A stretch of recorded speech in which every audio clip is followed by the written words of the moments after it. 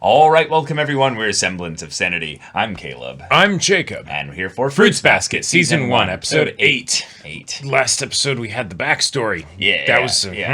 Our Dr. Hattori got to tell us a lot. Yeah. Show us a lot.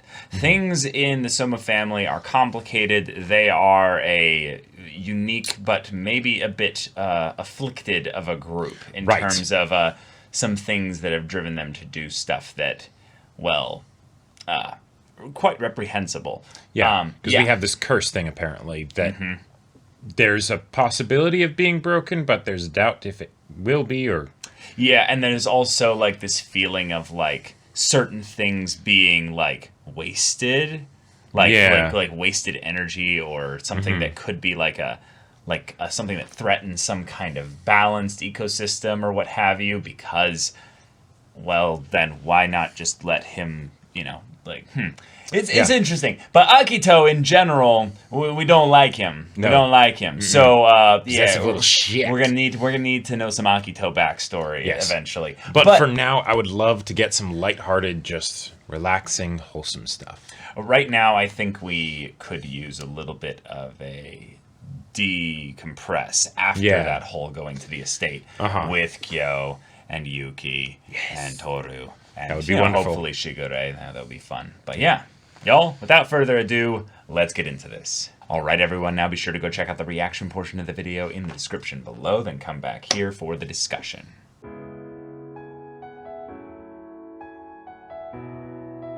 Oh, this was so fluffy and tender. Yeah, this was really, really sweet. Oh. And I gotta say, I was a bit surprised by the pacing of it because it was very relaxed. Very relaxed, yeah. And a lot of that I feel like added to the general tone of like spending time with family, you know, the lazy day hanging out at the Kotatsu. Yeah. In the Kotatsu. In the Kotatsu. Yeah, exactly.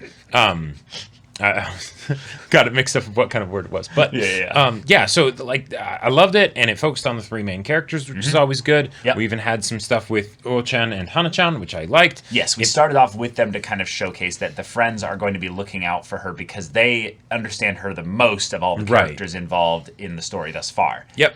If anything, I would have loved to have seen more of them this episode. I kind of got excited at seeing the three of them together at the very beginning of the episode, and I thought it was going to be like, oh, now we're going to do an episode with, like, Toru and, like, her non-Soma clan friends, you know? Right.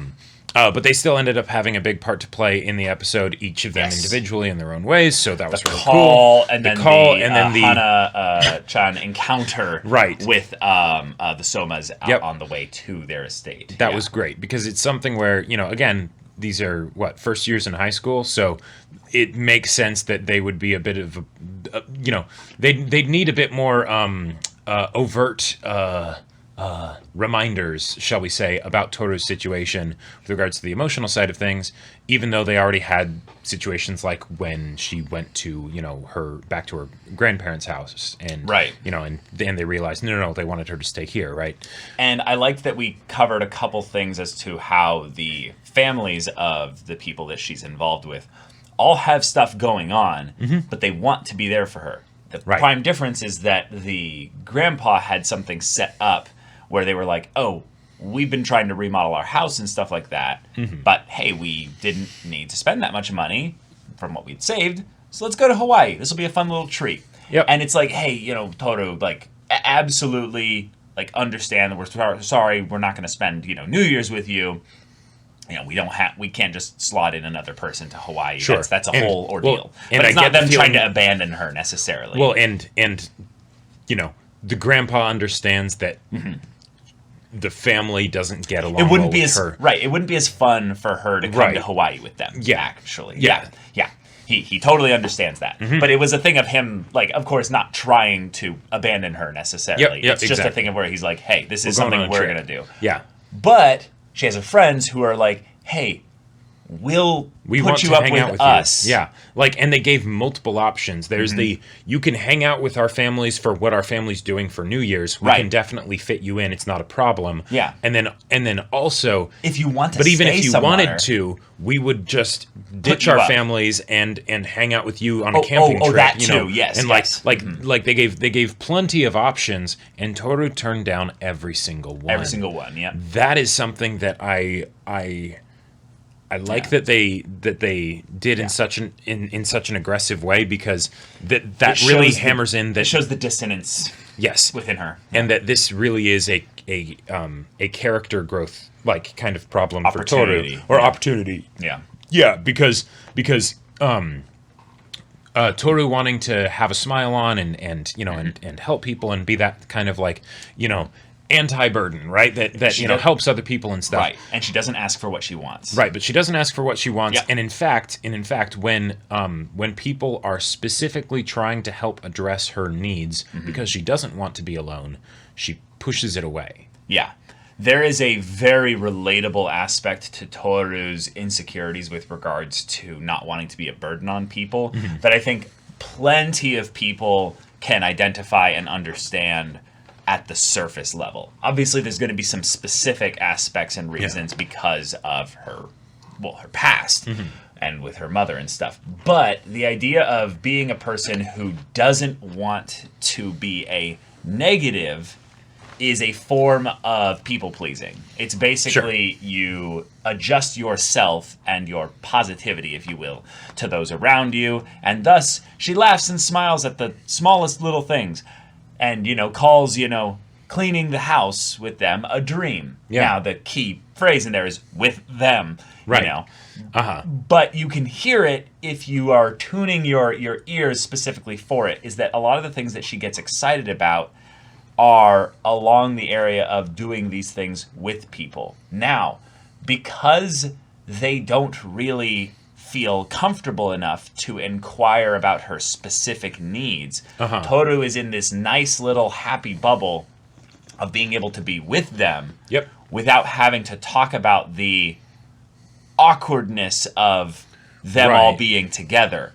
And thus, we have our first real conflict in this regard, which is that, hey, our family has this long-standing tradition. It's very exclusive. It's not only got exclusivity within being the Soma family, but even it's got exclusivity within that thing. Therefore, those that are official members of the Zodiac. Right. So Kyo's not going to be involved in that banquet, but he's still invited to this whole thing. And they don't want to go because they're the two kind of like rebel boys and you know, not wanting to be involved with the family stuff and all that.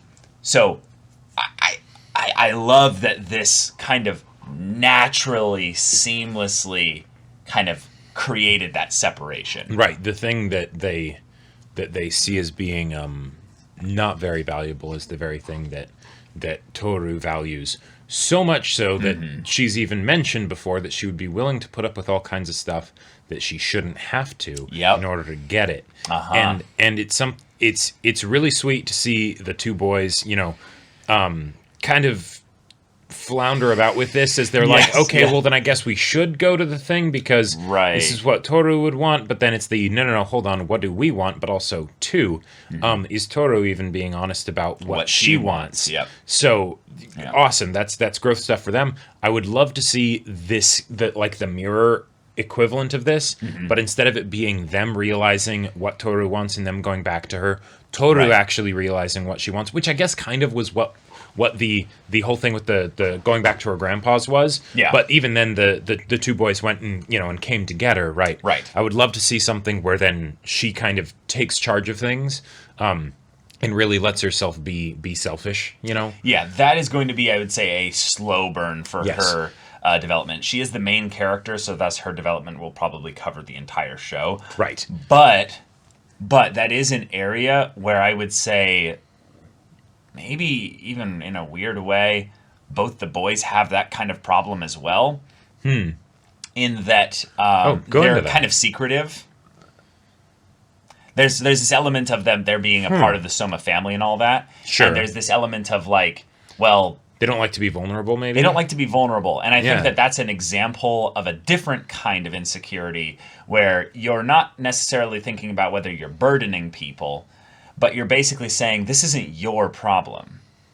It's a relationship. Right. It's a relationship, I would say, defense mechanism where you put up a wall of saying, no. What happens in my city is something that I will handle. Yeah. It's not that I don't need your help, or I don't necessarily want your help, but you don't deserve to be set up with this problem. Let's keep this professional kind of thing. Let's keep this professional. Whereas in Toru's case, the way she does that, because it's a different method, but it's still the same thing of erecting a wall that keeps people at bay, right? Yeah. And hers is just denying that the problem is even there. Right, that it even exists. Of sorts, yeah. And so I'm excited to see how these characters continue to grow and kind of rub off on each other and cause like sort of force each other to grow, because that's something that with Yuki and Kyo, I feel like their rivalry and that dynamic and all that stuff really does help, because there are times where one of them will notice things that the other person won't notice, but they'll notice that person noticed exactly, and then they'll be like, wait, what do you know that I don't? They're so honed in on each other that they'll pick up on things that they've missed within themselves because the other person notices it. Right. And it's entertaining from the rivalry. I'm going to beat that damn rat someday, but it's also really good from a character angle. So yeah, Shigure being also the one that tried to manipulate them with Hana with Toru. Oh no, with using Toru as like a Toru-chan, they won't do it, and then that did work, and he's like, Toru's word is law. Right. And I was like, that's funny, but also, wow, Shigure, like that's your thing where you're like, I will use everything at my disposal just to try and get them over there, which is weird because Shigure, what are you doing? It. No. I was meaning, what are you doing here at this house then? If you want them to come together for this thing.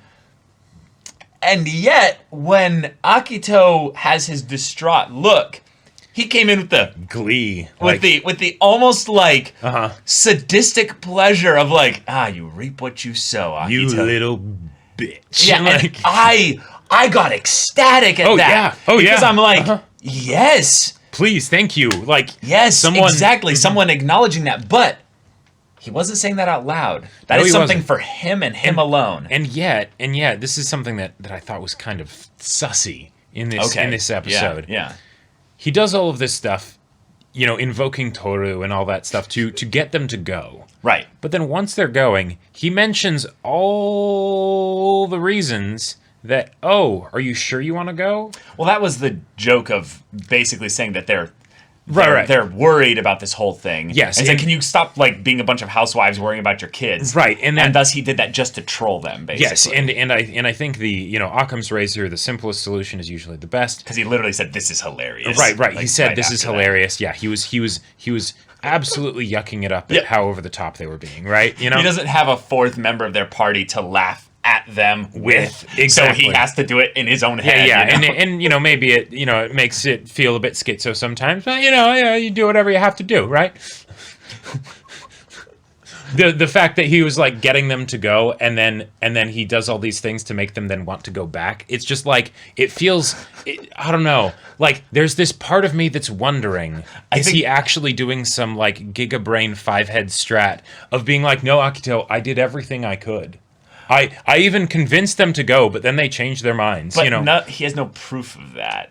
Yeah, I know. I don't know. I think the only way that would work is if he did that way, once they're in the final threshold, and the other members of the family see them. Yeah, it's I got them to show up. By the way, there's a burglar that hasn't been caught. Yeah, I think that was entirely for the humor side of things here. I think that there is a part of this where Shigure has a unique perspective on Akito, and thus wants there to be some kind of frustration with regards to the fact that Akito is not getting what he wants, basically.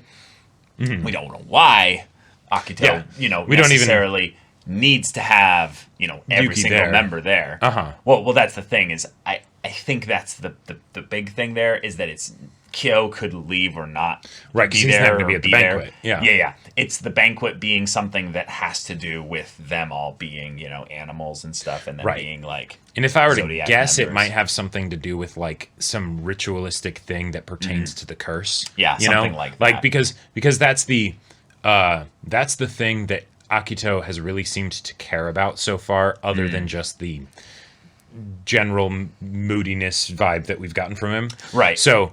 Yeah.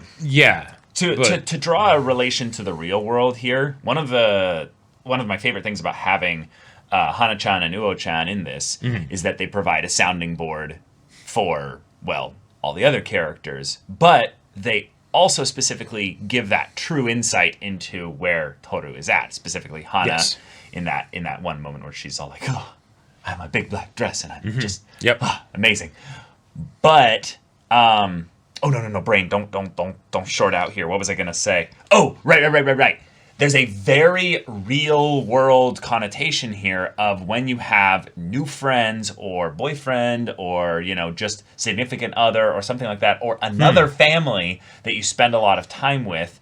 There's this debate of where are we spending the holidays, and this is a very traditional thing across cultures and stuff. Of who you spend the holidays with, and it's like specific holidays that are really important in different cultures and stuff. Yeah. But it's like, oh, I'm not spending this with my nuclear family anymore.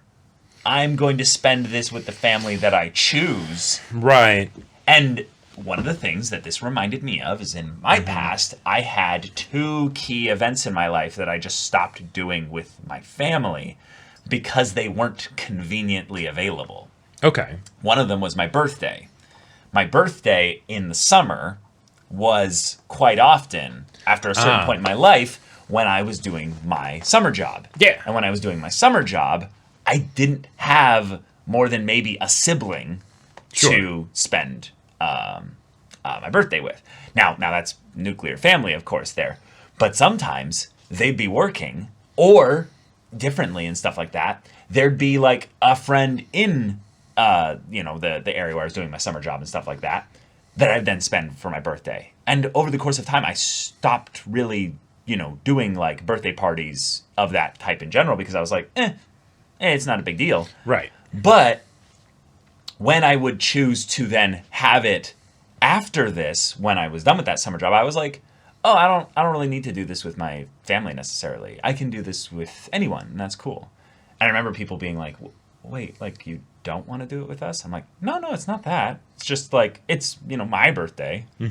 Oh, what I want to do is spend it with these people. Right. And that was a thing where I remember people being like, oh, like family members, more of a thing, stuff like that. So it's like, oh, that's an interesting little correlation there, and that this is basically like the bad family situation, right? Where it's all wrapped up in all this like complicated nonsense, and then you've got a head of the family that is toxic AF, and it's just like, now people are just gonna stop showing up.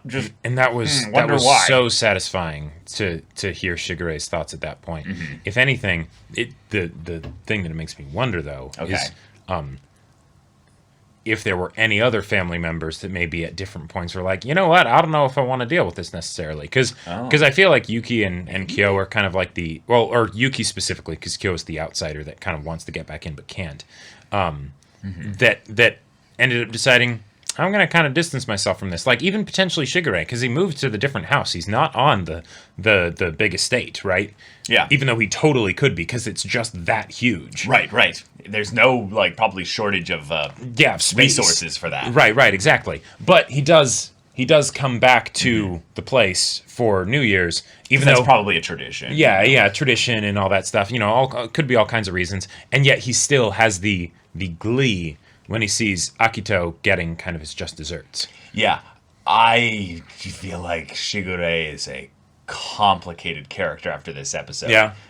But the other characters, I feel like I understand them a lot more now. And Toru's little moments of having those key phrases of where she's talking about how she's being able to do things with them. The way she talks about how she understands, well, parts of the nature of Kyo and Yuki. And yet now they maybe start to understand a little bit more about her nature. And even having those little moments where the phone call happened. And they're wondering what if it's a Soma family member? And I love that because that's what I'm wondering. That's I'm what I thought like, too, shit, is it Akito? We literally just had Akito being crazy abusive last episode. Imagine if, he calls and Toru answers and then he starts going off on her. That would be awful. Right. Oh no, it's fine. It's Uo.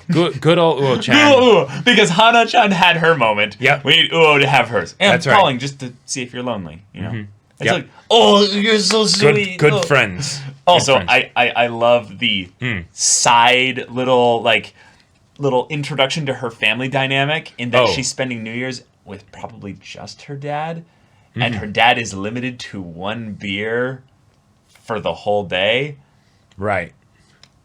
And yet he's like, oh, you caught me. You're right. Oopsie. And she's like, you asshole. Like, it's like, right. Oh. Yeah. Shit. It's small place. I think I think I understand a lot about what might have happened. Yeah. Oh, yeah. Well, and it's something where the sort of delinquent aesthetic that Uo-chan had, right, with then Hana having the sort of gothic aesthetic. Yes. Like at the school. I'm really glad that that's something that they kind of lean into, like, in depth for the characters and all that stuff, rather than it just being like hey, we wanted a character design choice, here you go. Right. Right. It's something where it's another example of a family that definitely is not perfect, probably a lot better of a situation still than the Soma family, and yet it's something that Toru would absolutely be jealous of. Yeah, because absolutely. You actually have a family. You get to see your parents. Right. I love that part where she said, like, you get a chance to see your parents. And it's just like, oh, you know what's a slight assumption that's being made by Toru? Is that they even have parents at the Soma family kind of set up there. Like, yeah, that's true. Like, Akito is known as the head of the family. He is not, like, the matriarch or the patriarch, though. He might have, like, very little actual, like, blood relation to them specifically. Unless he's randomly, like, way older than he looks, Yeah, he's probably a line that went down over here. Like, and he they're could be like, a cousin they're of like Yuki. distant cousins or something. Yeah. But we haven't met any parents for Yuki or Kyo. Everyone so far has seemed, maybe other than Hattori. Yeah, everyone so far has seemed rather young. And I think they mentioned that Shigure was like an uncle or something. Yeah, I think that's right. I'm not 100% sure. Yeah, I'm not something like that. Yeah. But yeah, just the idea of who's to say, Toru, maybe y'all have a lot more in common than you think. Maybe the reason why it's so easy for them to be like, no, we want to separate ourselves more from the Soma family is because, well, they don't have very strong ties to that family. I would say there's good reasoning to believe that because, or good precedent for that. It doesn't necessarily have to be just like a baseless assumption or whatever. Is that the fact that the main person that Yuki is kind of in conflict with regards to him separating from the family is Akito, not his parents. Not his parents, yeah. That says something. That says a lot. And then Toru, it might be more of a situation like what you have with your grandpa's family, where it's like, sure, your family, but that doesn't mean much. My theory, and I don't want to go into theory crafting too much, I know I can waste a lot of time with this, but I think we're getting subtly hinted at the fact that if they can't touch people of the opposite sex without transforming, oh shit, maybe there might be something to the way that things are like kind of stagnant, if you will. Sure, as the sort of classic example, and I think this was brought up in a previous discussion of like when we were talking about how necessary it is to have that physical contact and stuff for emotional development and everything. Yeah. But could your own mother like not hold you without you just turning into an animal? Like that, because then that becomes something where it's like, sure, if maybe it's no big deal when it's within like close family and everything, because it's like, yeah, they know that this is also you, right? Yeah, they understand it's and the secret isn't a problem, and the child is probably aware. Yep. While in the animal form, in the same way that they can feel the mother's touch. Right. It's like, but it might still seem a bit different. That when you're in your regular human form, this is a human form that has not been shown physical affection. Yeah, like not in that way. Yeah, and that's why I'm worried about some aspects of where they could go into that with Akito. Last thing I have to say about this episode. Hana broke the fourth wall, and it was amazing.